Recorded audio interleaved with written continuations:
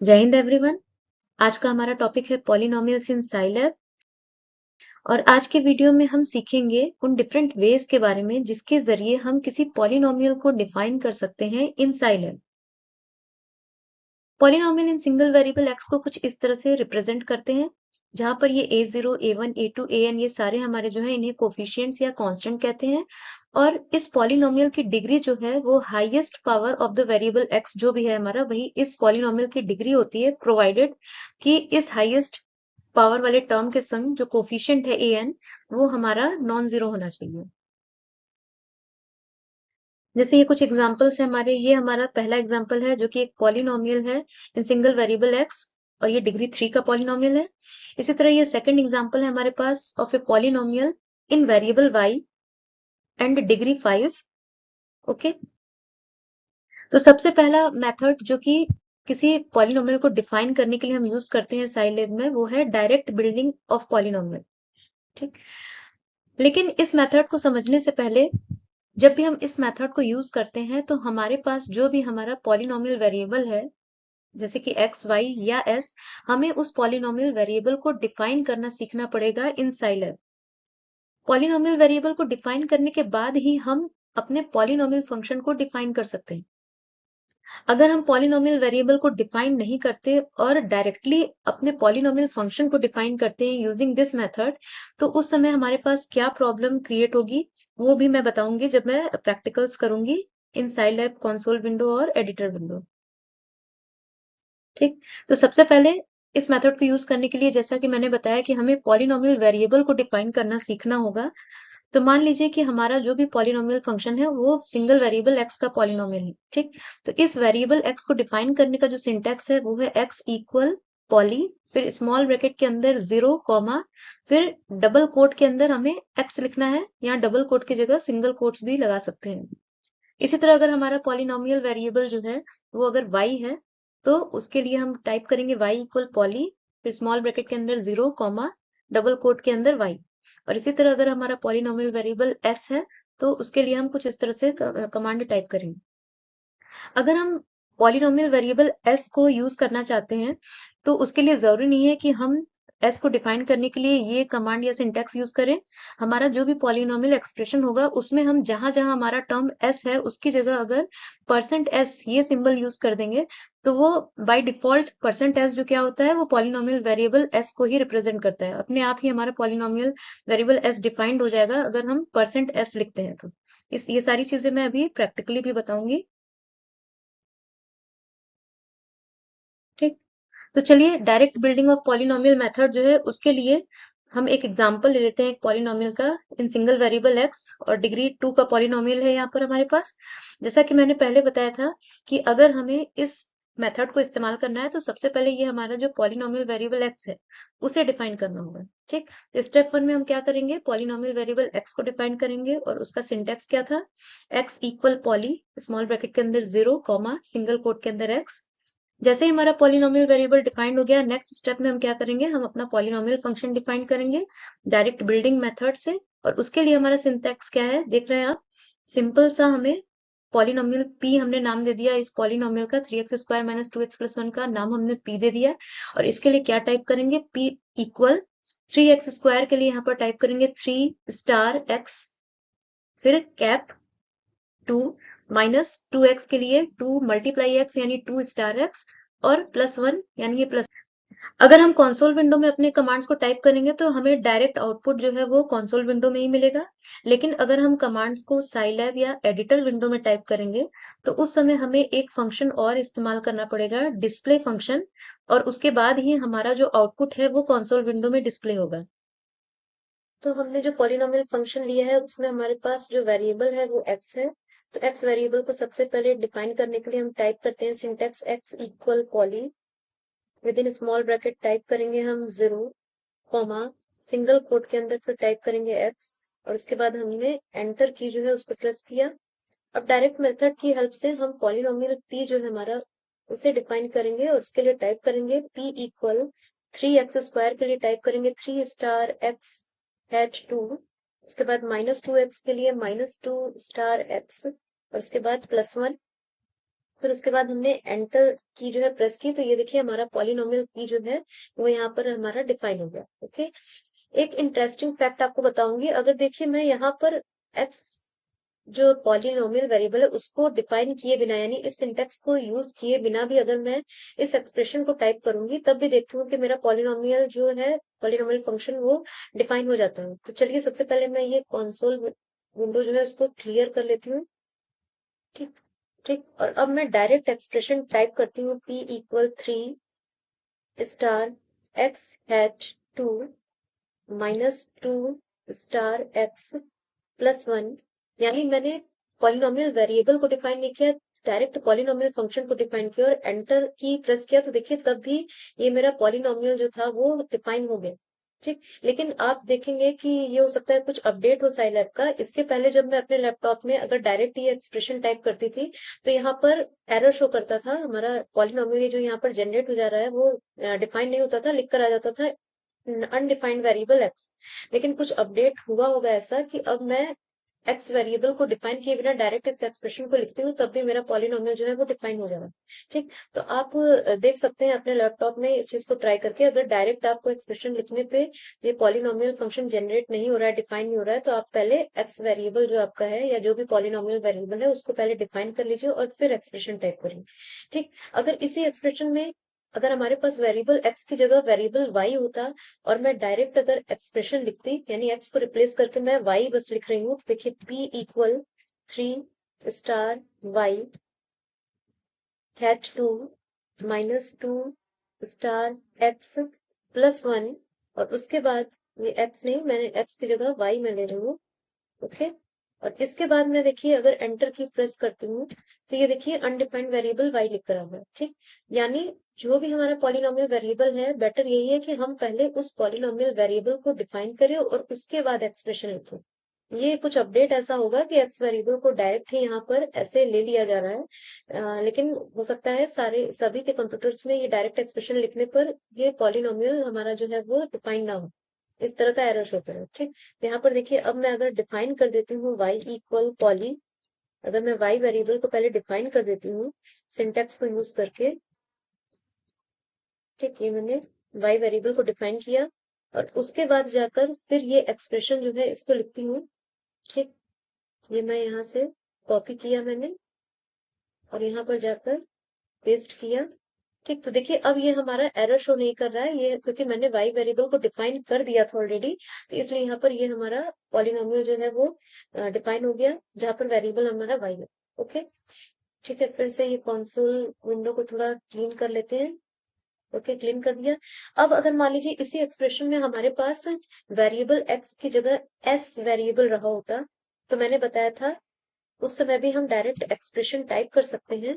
3 star x की जगह हम क्या करेंगे, एस हमारे पास है तो एस के लिए मैंने बताया था परसेंट सिंबल और एस लगाइए, और उसके बाद हैट 2, फिर -2s यानी -2 स्टार और एस सिंपली टाइप नहीं करेंगे, परसेंट का निशान लगाकर सिंबल लगाकर फिर एस और उसके बाद +1, और देखिए मैंने एंटर किया तो देखिए ये हमारा अगर वेरिएबल एक्स की जगह वेरिएबल एस है तो हम डायरेक्ट पॉलिनोमियल डिफाइन कर सकते हैं। बस करना क्या होगा, जहां जहां हम एस लिखेंगे उसके पहले परसेंट का साइन लगा देंगे। इस तरह से भी कर सकते हैं, या चाहे तो पहले एस वेरिएबल को हम डिफाइन करेंगे और उसके बाद एक्सप्रेशन लिखेंगे। ठीक, तो उसके बाद अगर एक्सप्रेशन लिखेंगे तो हमें ये परसेंट सिंबल लगाने की जरूरत नहीं है। कंसोल विंडो में जब हमने कमांड टाइप किया तो आउटपुट भी कंसोल विंडो में मिला। चलिए एडिटर विंडो या असाइनमेंट विंडो जो कि यहाँ से लॉन्च होगा, इसमें हम कमांड्स तो टाइप करते हैं। मैंने कमांड्स जो है ऑलरेडी टाइप करके रखे हुए हैं। पहली लाइन में हमने पॉलिनोमियल वेरिएबल एक्स को डिफाइन किया है और नेक्स्ट लाइन में पॉलिनोमियल को डायरेक्ट मेथड से डिफाइन करने के लिए हमने एक्सप्रेशन लिखा है। अब ये सेव एंड एग्जीक्यूट बटन है हमारे यहाँ पर, इसे हमने यहाँ पर P1 नाम से मान लीजिए ये सेव कर दिया। ओके, तो आप देख रहे होंगे यहाँ पर कंसोल विंडो में ये EXEC यानी हमारा प्रोग्राम जो है वो एग्जीक्यूट हो गया है। जो भी हमारा ये P1 नाम का प्रोग्राम था ये एग्जीक्यूट हो गया है, लेकिन यहाँ पर हमारा एक्सप्रेशन जो है पॉलिनोमियल फंक्शन वो शो नहीं हो रहा है एज एन आउटपुट। तो उसके लिए आपको यहाँ पर एक extra line display function use करना होगा, क्योंकि आपने बस प्रोग्राम को रन किया, आपने ये कमांड नहीं दिया है यहाँ पर कि आपका जो भी पॉलिनोमियल है वो डिस्प्ले भी हो आउटपुट की तरह। तो इसलिए आपको यहाँ पर जब तक आप ये कमांड नहीं देंगे तो आपका आउटपुट में पॉलिनोमियल डिस्प्ले नहीं होगा। तो ये डिस्प्ले पी जैसे ही मैंने लिखा, फिर से सेव एंड एग्जीक्यूट करते हैं, तो ये देखिए आपका यहाँ पर जो भी पॉलिनोमियल था 3x² - 2x + 1 यहाँ पर डिफाइन हो गया।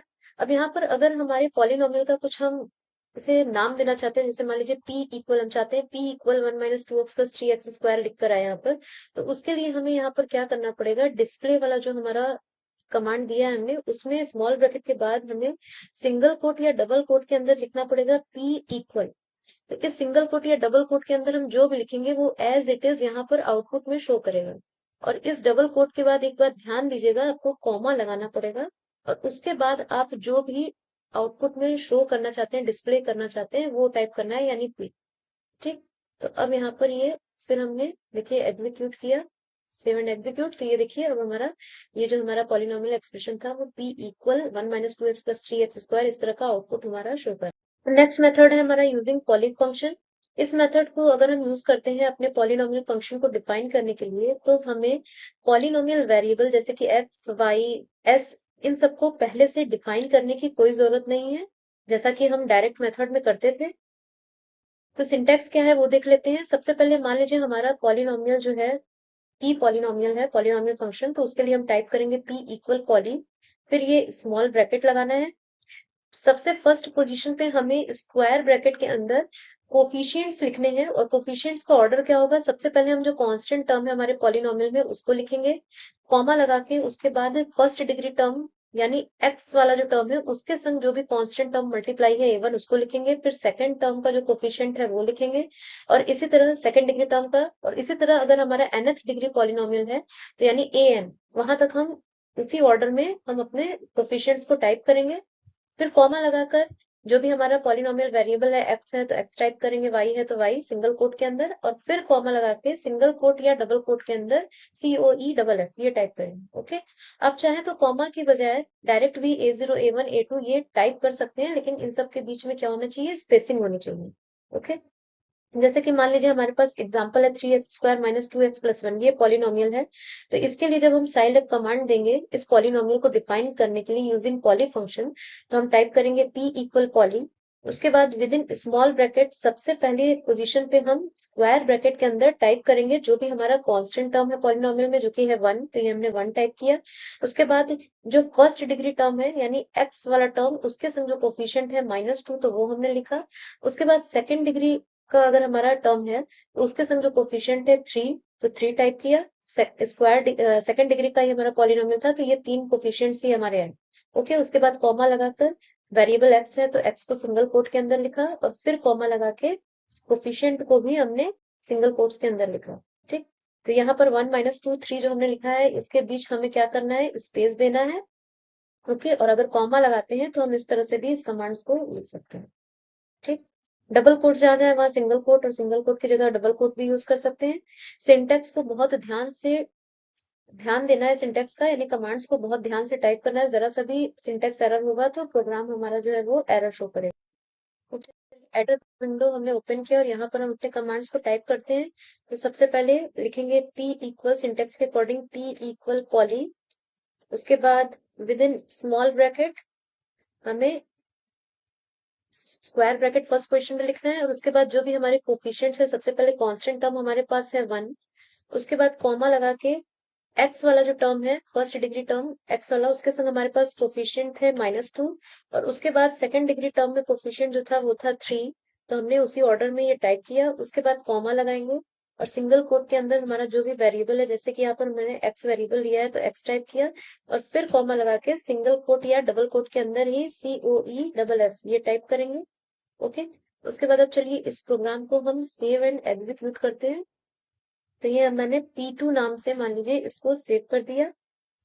ठीक, तो ये देखिए कुछ सिंटेक्स एरर है हमारा यहाँ पर। ये देखिए ये मैंने यहाँ पर, ये आप कंसोल विंडो में आपको कहाँ पर एरर है वो भी पता चल जाएगा। देखिए लाइन 1 पे ये यहाँ पर ये हाईलाइट हो रहा है, यहाँ पर मैंने COEFF को जो सिंगल कोट के अंदर नहीं लिखा है, तो ये एक कोट मेरा ये बाहर लगा। अब प्रोग्राम को सेव एंड एग्जीक्यूट करते हैं। तो देखिए ये हमारा प्रोग्राम जो P2 नाम का हमारा प्रोग्राम था वो एग्जीक्यूट हो गया है, लेकिन क्या प्रॉब्लम है आप बता सकते हैं? यहाँ पर प्रॉब्लम ये है, हमारा पॉलिनोमियल इसलिए नहीं शो कर रहा है क्योंकि हमने डिस्प्ले करने का कमांड नहीं दिया।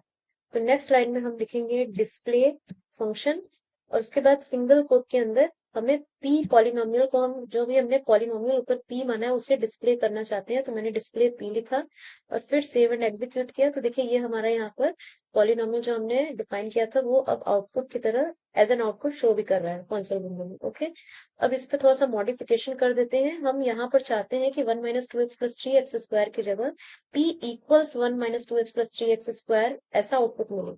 तो ये डिस्प्ले जो हमने कमांड दिया है उसके बाद स्मॉल ब्रैकेट के बाद सिंगल कोट या डबल कोट के अंदर हम टाइप करेंगे p equal. Okay, single quote या डबल कोट के अंदर हमें लिखना है। ठीक, और अब यहाँ पर डबल कोट के बाद ध्यान देना है, ये गलती हमेशा हो जाती है मुझसे भी और सबसे। तो ये कॉमा लगाया हमने और ये अब हमने प्रोग्राम रन किया। तो अब देखिए आउटपुट हमारा p equal 1 minus 2x plus 3x square इस तरह से शो हो रहा है। ठीक, अब इसी कमांड को अगर हम देखिए कंसोल विंडो में, अगर ये जो मैंने हाईलाइटेड है इस कमांड को अगर आप कंसोल विंडो में टाइप करते हैं, कॉपी किया मैंने और यहाँ पर पेस्ट किया, ठीक, और एंटर बटन प्रेस किया, तब भी ये देखिए हमारा जो पॉलिनोमियल है वो डिफाइन है। नेक्स्ट, अगर हम पॉली फंक्शन का इस्तेमाल करके एक ऐसा पॉलिनोमियल बनाना चाहते हैं जिसमें हर कोफिशिएंट जो है उसकी वैल्यू 1 हो। ओके, तो उसके लिए क्या सिंटेक्स है, एक बात और, इस फंक्शन का यूज करते हैं जब हम पॉलिनोमियल को डिफाइन करने के लिए, तो हमें ये जरूरी नहीं है कि हम पॉलिनोमियल वेरिएबल को डिफाइन करें, हम डायरेक्ट जो सिंटेक्स है उसको यूज कर सकते हैं। तो पॉली फंक्शन का यूज करके अगर हम पॉलिनोमियल p बनाना चाहते हैं जिसका हर कोफिशिएंट जो उसकी वैल्यू 1 हो और 10 टर्म्स हो टोटल उस पॉलिनोमियल में, 10 टर्म्स यानी 1 टर्म तो हमारा कांस्टेंट होगा और 9 टर्म्स और होंगे, यानी ये हमारा पॉलिनोमियल डिग्री 9 का होगा। ओके, तो इसका सिंटेक्स है p इक्वल, सबसे पहले पॉली टाइप करना है, फिर स्मॉल ब्रैकेट के अंदर ONES वंस और स्मॉल ब्रैकेट के अंदर 1, 10, यानी हमारा 1 हर कोफिशिएंट जो है उसकी वैल्यू 1 होगी और टोटल 10 टर्म्स होंगी। उसके बाद कॉमा लगाना है और सिंगल कोट के अंदर फिर x टाइप करना है और फिर कॉमा लगा के फिर सिंगल कोट्स के अंदर COEFF। तो चलिए कंसोल विंडो और एडिटर विंडो में टाइप करके देखते हैं कमांड्स को कि आउटपुट क्या मिलता है। करते हैं, सबसे पहले हमें टाइप करना है p इक्वल पॉली, फिर स्मॉल ब्रैकेट के अंदर हमें टाइप करना है ONES, उसके बाद फिर स्मॉल ब्रैकेट के अंदर 1, 10, 10 टर्म्स है तो 10 टाइप करना है और हर कोफिशिएंट 1 होगा। उसके बाद कॉमा लगा के सिंगल कोट के अंदर x टाइप करना है और फिर कॉमा लगा के सिंगल कोट के अंदर COEFF। ओके, चलिए अब एंटर की को प्रेस करते हैं। ठीक, तो ये देखिए हमारा पॉलिनोमियल p जनरेट हो गया। टोटल 10 टर्म्स है, 9 टर्म्स तो ये हमारे दिख रहे होंगे आपको x पावर 1 से लेकर x पावर 9 तक, और एक टर्म कांस्टेंट टर्म है और हर टर्म में देख रहे होंगे आप कोफिशिएंट जो है वो 1 है। ओके, तो इसी तरह आप चाहे तो एडिटर विंडो में भी क्या कर सकते हैं, इस कमांड को कॉपी करके आप पेस्ट कर सकते हैं एडिटर विंडो में। यहाँ पर मैंने पेस्ट किया। ठीक, अब यहाँ पर save and execute button click किया, नाम मैंने दे दिया P3। ओके, इसको सेव किया।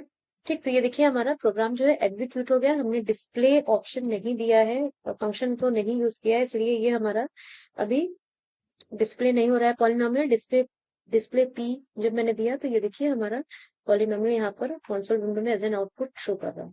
ओके।